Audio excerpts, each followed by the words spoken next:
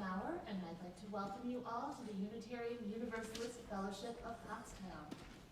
This morning we have just wrapped up our season of thankfulness, and we are ramping up into our marathon season of giving and togetherness that we call the Christmas season. And we're once again carving out time in our calendars and sacred space in our hearts so that we can pause and be together here today. We're reminded this morning of the blessings of care and community that allow us to gather safely, and the blessings of technology that allow us to be together in spirit, even if we can't be together in body. This morning we have music played by the lovely Carly Schell, and we have Justine Braun handling our technology. Thank you guys so much. For over 50 years, the UUFP has been a liberal religious voice in the Pottstown area. As UUs, we believe that there is not a conflict between reason and wonder. We believe that we can explore our way into the future, and we can still honor the teachings of those who have gone before. We also believe that no one is outside the circle of justice and compassion. So we hope that your spirit and your heart and your mind are refreshed as we commit ourselves once again to our 7 guiding principles.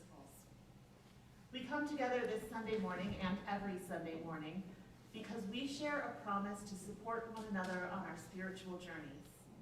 Our services are really different each week, but the loving kindness we offer one another is the same. So whoever you are, wherever you come from, whomever you love, we are so glad you chose to join us today. And now we have a moment for announcements. If anyone has an announcement, please come on up to the front. And remember to introduce yourself, because not everyone knows everyone.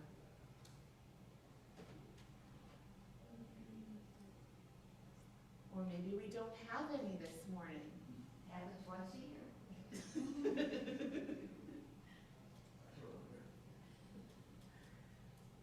All right, so we'll light our chalice this morning in honor of the light inside of each of us.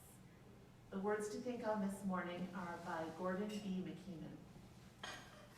Deep calls unto deep, joy calls unto joy, light calls unto light.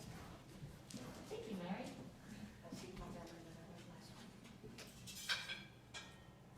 Let the kindling of this flame rekindle in us the inner light of love and peace and hope. Like the hope that we can get this candle to light. It's the lighter, meaning the human. Where's Ella? Do you want a hand? I'll probably do it. Never mind.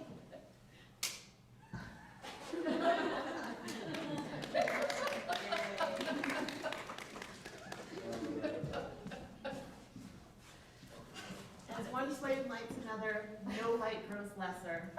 So we pledge ourselves to be bearers of the light wherever we are.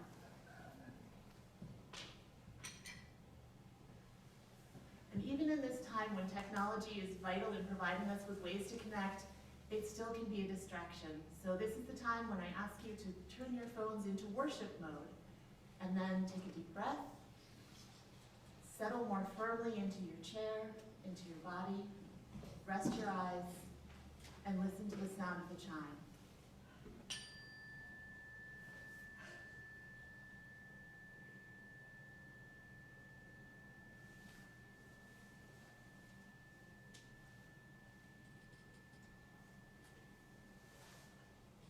It's amazing how something so small can go for such a long time. For our opening words this morning, we have a selection by Chip Rausch. Deeper than DNA, more fundamental than molecules or quarks, at our living core, we are wholeness and transfiguring love.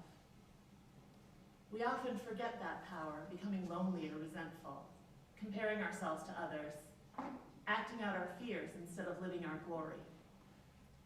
Occasionally, we rouse from our trance to remember our wholeness. For a time, we embody unsentimental love, and we make efforts to wake others and to remain fully present ourselves. Our lives and our time here together are made sacred by our striving. For the next few minutes, for as long as you can, for the rest of your life if you can, all be more aware of the spirit of life that is evolving through us and among us. So may we be. Now we'll join in singing number 68 from Singing the Living Tradition, Come Ye Thankful People. This is a really traditional Thanksgiving one. We actually sing this at our Thanksgiving table every year.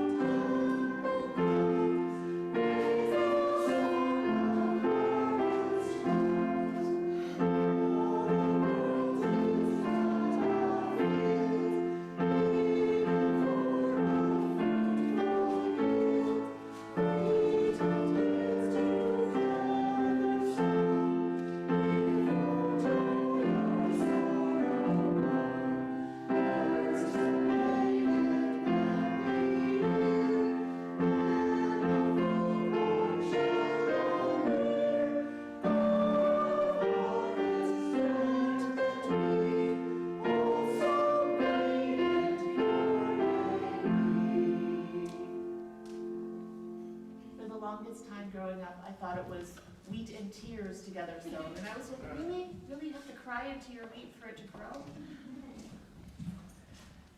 And now it's time for a story. So whether you're young in body or in spirit, you're welcome to come and join us at the front of the sanctuary to hear rainbow fish.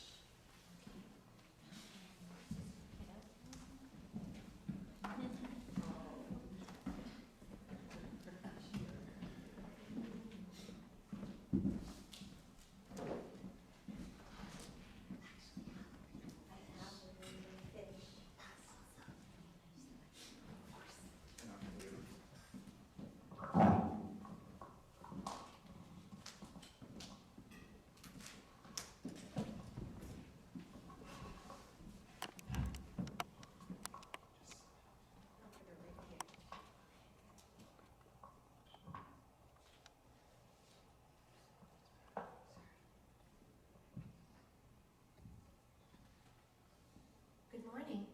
Good morning. I'm Miss Ruby, and I have a story for all ages. And first, before I start, I'd like to say hi to all the kids who can't be here today, whether it's because they're sick or because they're away celebrating Thanksgiving with family. Sam and Maddie, hi. I hope you will feel better soon. And here's our story. The Rainbow Fish by Marcus Pfister. The rainbow fish was the most beautiful fish in the sea, but he never played with the other fish. I'm too beautiful, he thought.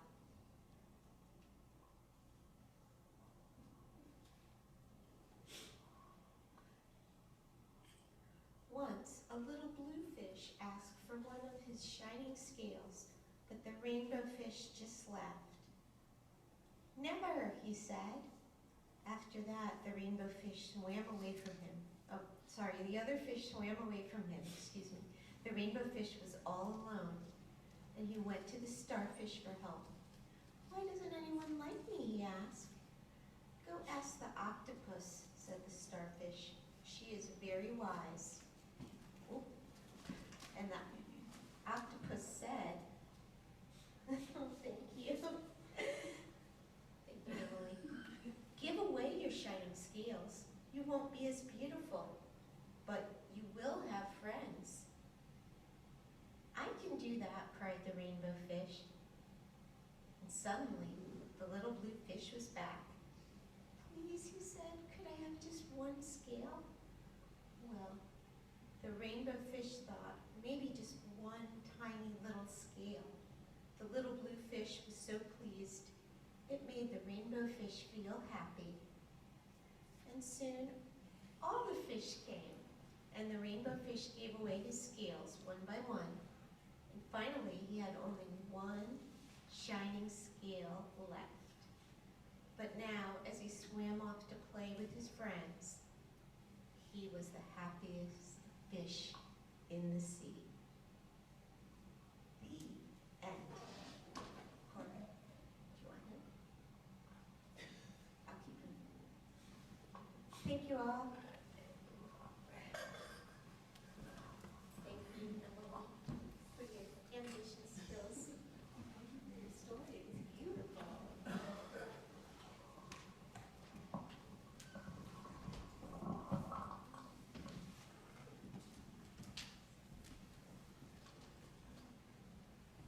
if you guys would join us singing, go down peace.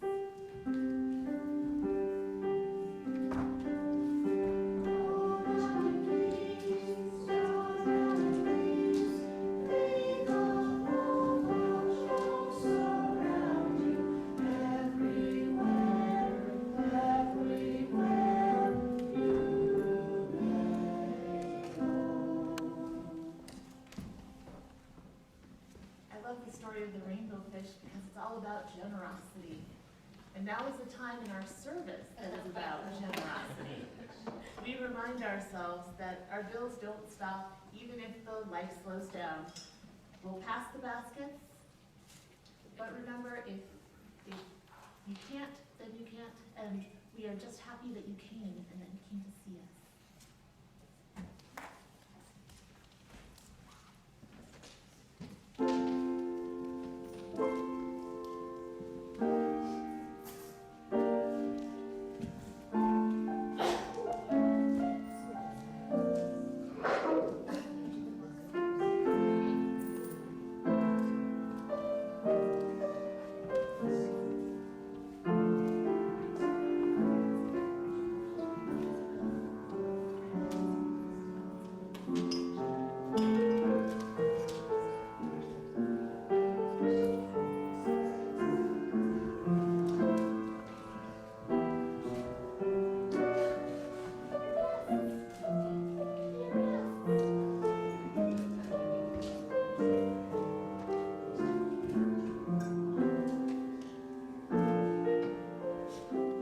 Thank you so much, Bill.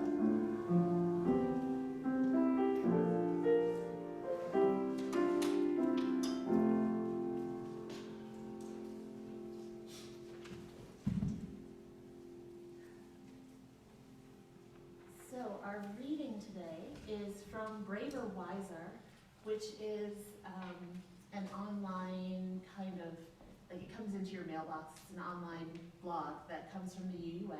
And it's a compilation, so lots of people from lots of different congregations all across the country will all send in their submissions. And today's submission is from Reva Matson. And it's called The Kindness of Others. And this actually is from 2018, so it's from a couple years ago. But I remember reading it the first time and having one reaction, and then I have different reaction to reading it today, so I'm going to share it. I'll share it with you all today. She starts with a quote from Martin Cornfield, who is, I believe, a Buddhist writer. It says, "If we all do one random act of kindness daily, we just might set the world in the right direction." So Rayla writes, "My youngest child, who is autistic, has taught me so much. And yet there are times, like our morning bus routine, when her autism causes me anxiety. We have to wait for her bus for up to 20 minutes on a small strip of grass on a busy road, and I have to be very creative to keep her not only entertained, but also out of the street. I wonder how many people we entertain each morning. Well, one day last month, a woman pulled over and ran over to us with a shopping bag. She said she sees us every morning and is so moved by my obvious love and adoration for my daughter that she felt compelled to do something kind for us. She noticed that I never had a coat on and that I often stand in the rain. She didn't know if the things would fit, she said, but the receipt was in the bag. And she smiled and drove away. As I looked down at the bag, I had very mixed emotions. Because I have a winter coat. It's just that my worn-out sweatshirt is comfortable and too bulky to fit under my coat. And I stand in the rain because umbrellas cause anxiety for my daughter. Did she do this because of how I look? Why did she think I needed these items? So I put my daughter on the bus and I went inside and I found a note in the bag. She said she'd wanted to stop now for weeks. She was a single mom, and she had struggled for years to raise her boys. She didn't know if I needed anything, but she was drawn to me and my daughter. The note said to return the items and get what I wanted if I couldn't use what was in the bag. And my eyes filled with tears. Amid these racially tense times and all this political unrest and the horrible acts of violence we see on the news almost daily, she just needed to do something nice for someone. And seeing my daughter and me every day reminded her of the good the world has. And I think she needed that connection. Although I have what I need for winter, I'm still a struggling single mother of 3, so I took the items to the store and exchanged them for items that I'd been needing. And I sent out a blessing for her to the universe and held on to the notion that there are those of us who want to reach out to others, who believe that there's goodness in the world, and who want to find it. And I am grateful. O Spirit of life, may we accept the kindness of others and be reminded that even in times of despair, there really is so much good in the world. And now we'll play hymn number 225, O Come, Emmanuel, from Singing the Living Tradition. This actually does not have very much to do with the service. I just love this tune, and it's Advent, so it's the right time to sing it.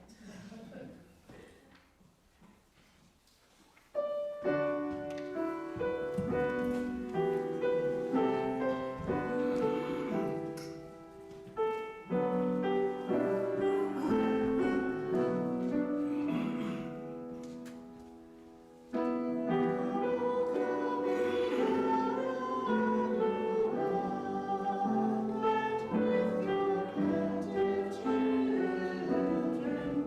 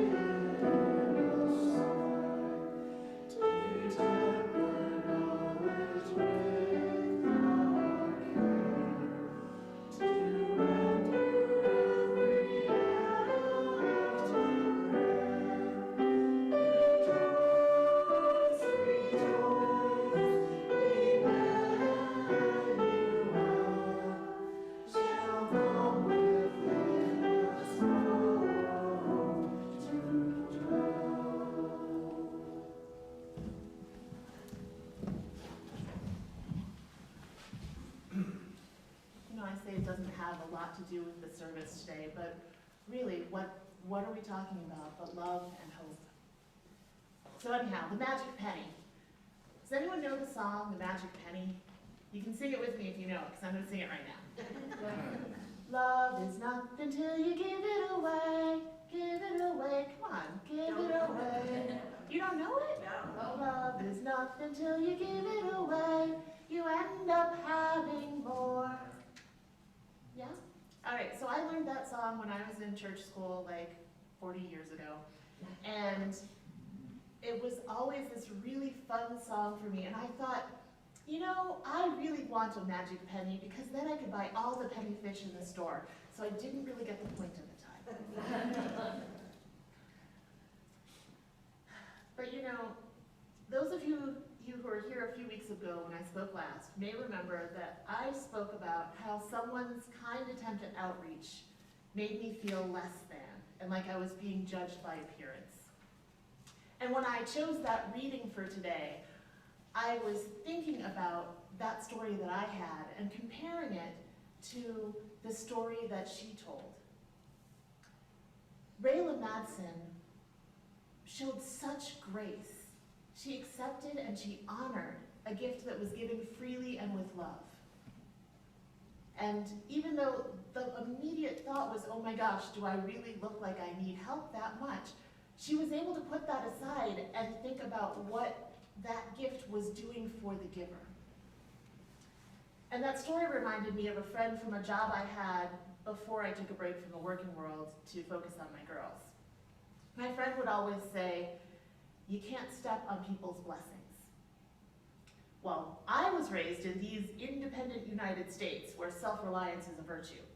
And I was raised, you can't make a fuss and you can't be a bother. And I was raised that I had to have a can-do attitude.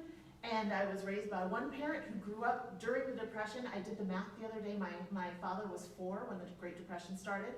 And I was raised by my mom, whose parents lived through the Great Depression, just a few years before she was born. And the lesson that both my parents learned from the Great Depression was be grateful for what you do have, make do with what you don't have, without what you don't have, and don't let anything go to waste. So in my head, that translated into, if someone tries to give you something, there's probably someone out there who needs it more than you do. In fact, I don't lock my car because I figure if somebody wants to steal a 2007 Saab, then more power to them, they probably can't get it out of the lot. But, you know.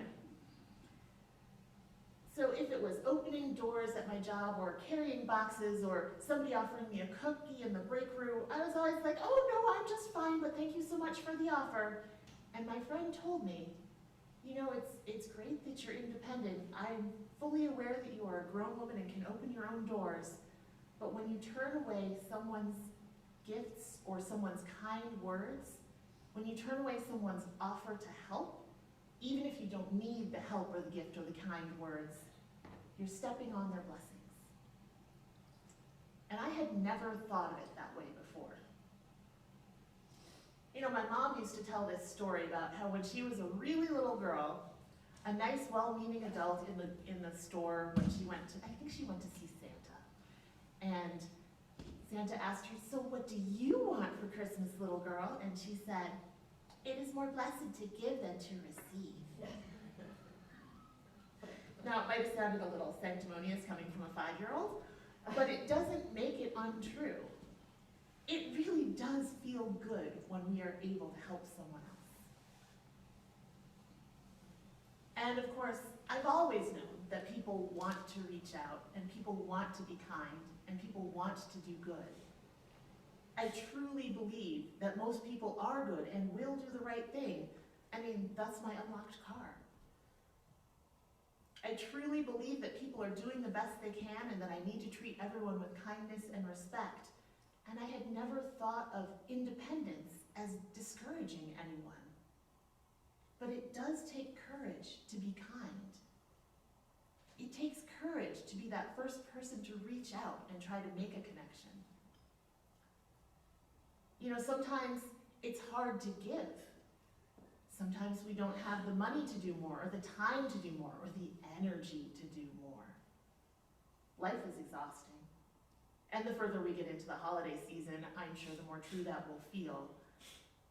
And you know, sometimes even when you can muster the energy and muster the courage and your gift was such a struggle, you're supposed to pretend that it's not. Did you know that in many languages, about half the languages I looked up, the literal translation for you're welcome is, oh, it was nothing. Someone reaches out to thank you for your hard work and you're just supposed to dismiss it. De nada, de rien, adieu. My Korean was really bad there, sorry. When you give that love, when you give that magic penny, when you're open to giving, someone may step on your blessing. How many of you remember having a crush in middle school? Hands, anybody? Yeah. And you didn't want anyone to know about it. And what's embarrassing about love? What's embarrassing about liking people, about having good feelings? Well, someone might step on that blessing. You know? And it takes courage. It takes a lot of courage to put that blessing out there to be crushed. But when you give that love, when you give that magic penny, well, love is nothing till you give it away. And you know, love really is nothing till you give it away. You can send all the thoughts and prayers you want to the victims of gun violence, but all that love is nothing until you give it away, until you give some action to back it up. You can send all the love that you want to the people who are suffering right in our community, but until you back that love up with action, it's just something that you're not giving away. It's in you. You have to give the magic penny for it to be magic. I was lucky enough to grow up with a life full of adults who gave love freely. I knew I was loved through words. My parents and my grandparents told me that they loved me. Through actions, my parents and my grandparents made sure I had all the things I needed and a lot of the things I wanted. I never did get a pony, but I got horseback riding lessons. And I got a cat, and I was allowed to keep her even though she never learned to use the litter box. And I was encouraged to pursue my hobbies and told that, you know, if I didn't do great, that's okay, you can keep trying, and if I did do great, they celebrated with me. When we think of giving, a lot of times we think of presents. But sometimes the gift isn't presents, it's presence, being there. So I would go back and think about what did I give to my parents in return. Sometimes it wasn't much. I only had a $3 every 2-week allowance. So I didn't give them lots of presents, but I gave them lots of presents. I did the dishes. I watered my grandma's plants. I spent family dinners and lunches with my grandmother.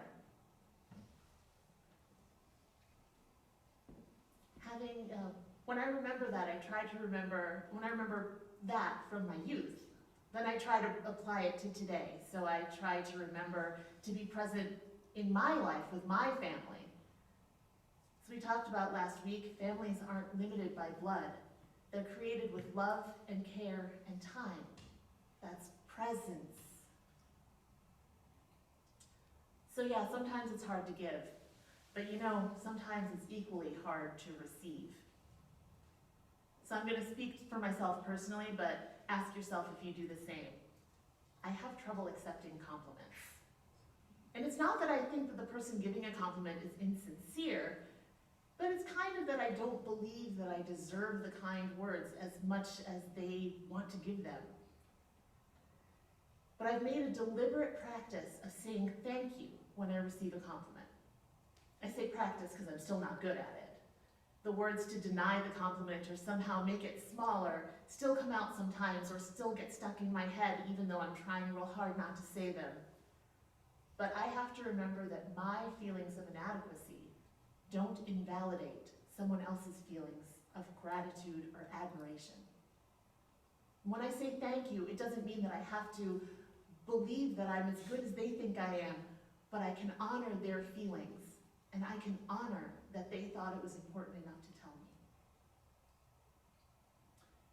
And as I said earlier, sometimes someone will try to help me with a door or a heavy bag or a box, and I feel like I can do it myself, and I don't deserve the help, and I don't need the help.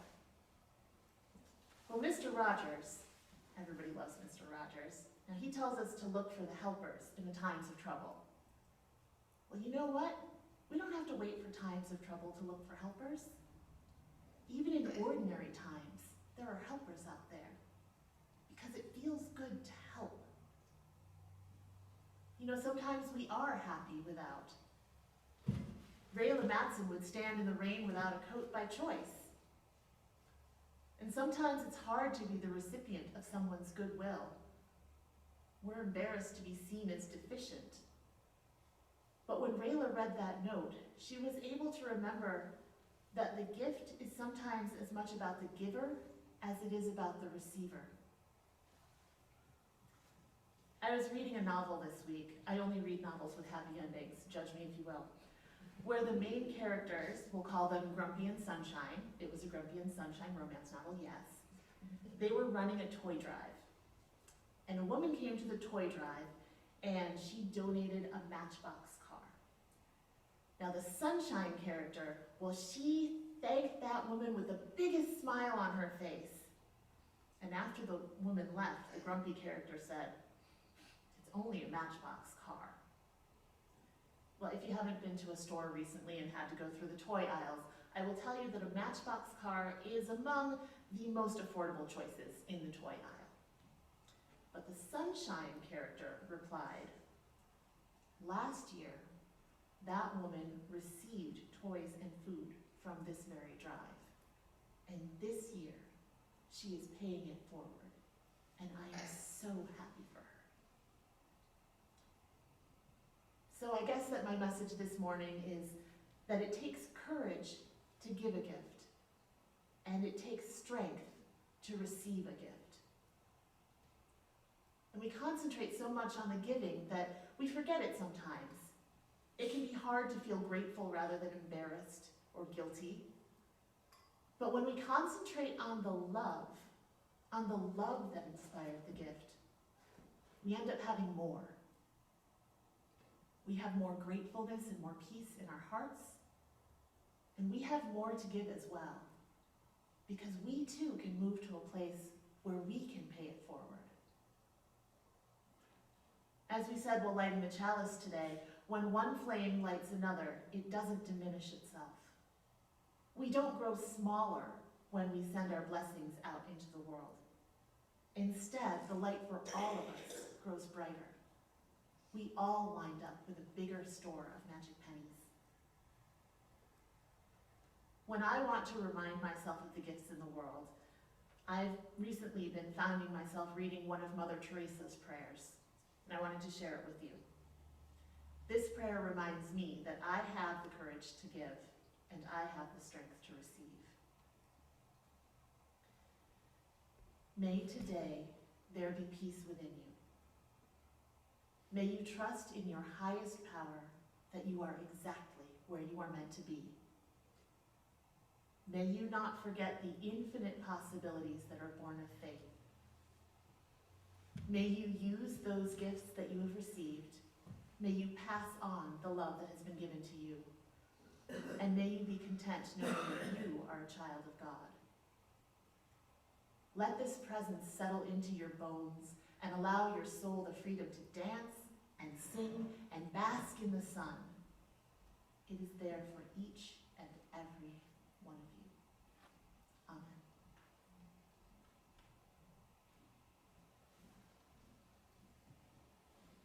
And so now we'll join in singing hymn number 354, "We Laugh, We Cry," from Singing the Living Tradition. Today we're just going to sing the first verse, number 1, and the fourth verse, number 4, because the two in the middle make me cry.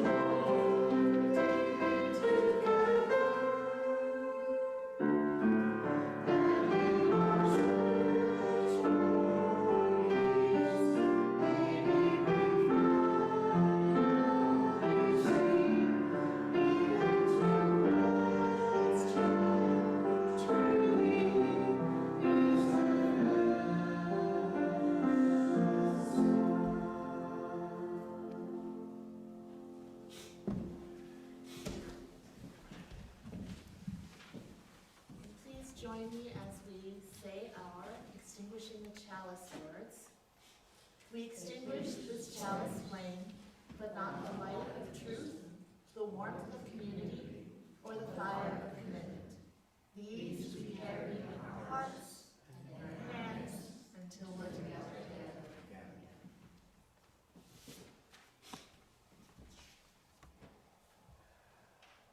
As we close our online portion of the service, Kent McCusick reminds us, in the name of all that is holy, may the connections between us inspire us and sustain us.